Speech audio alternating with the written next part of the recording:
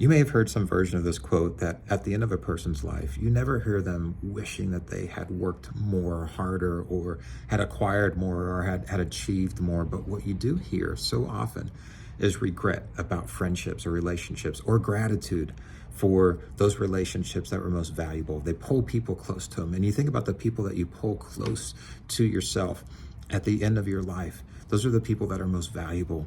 Those are virtuous friendships.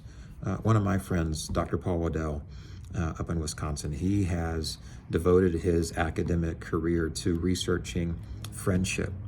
It seems like an odd thing to research, but really, if it's so important to us, we should be researching friendship and understanding that. And so one of the things that Waddell talks about is that there are different kinds of friendships, and there is a virtuous friendship.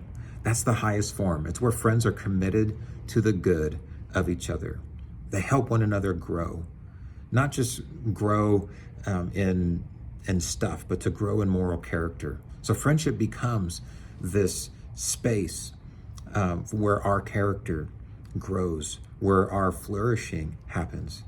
So this type of virtuous friendship, it fosters a community of virtue, and it's essential for our moral development because it teaches things like selflessness and concern for the well-being of others. Those virtuous friends are the ones that you call on in the middle of the night. It's also the ones when they call on you in the middle of the night, you come through for them. So through that friendship, Paul explains that people not only pursue the common good, but they also shape their moral identity. As friends hold each other accountable and encourage each other toward moral excellence. That's where this character and moral identity and virtue grows. Thus, our friendships, our virtuous friendships, they become a vital context for our own flourishing, for our own moral growth, offering a model for how to live a good and meaningful life. So what are the things that you're doing to cultivate those friends? Me personally, I was going to a place in Boerne, Texas. We went there often for breakfast. And every time we went in, there was the same table of old guys. The same table. There was about 10 of them.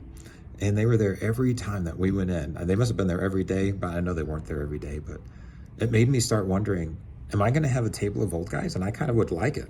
I'd like to have a table of old guys that I can sit around. Those friends who have been there. Those friends who maybe don't have a ton in common, but what they have given of themselves to each other and have built that level of trust and commitment to strengthen and encourage and help each other grow. Sometimes it's friends who are there when you've screwed up, when you've messed up. Sometimes it's those friends that are there to help you push through, like a gym partner who's telling you to suck it up, who's telling you to work through the pain and to grow and to push and to become more of who you really should be. We don't need friends who just coddle us. We don't need friends who enable poor behavior. We need those friends who will help us grow. We need those friends who will help us persevere and push and become more of who we are dreaming to become, who we know we should become. So research a little bit about friends, think about friends, and be intentional about the friends that you surround yourself with.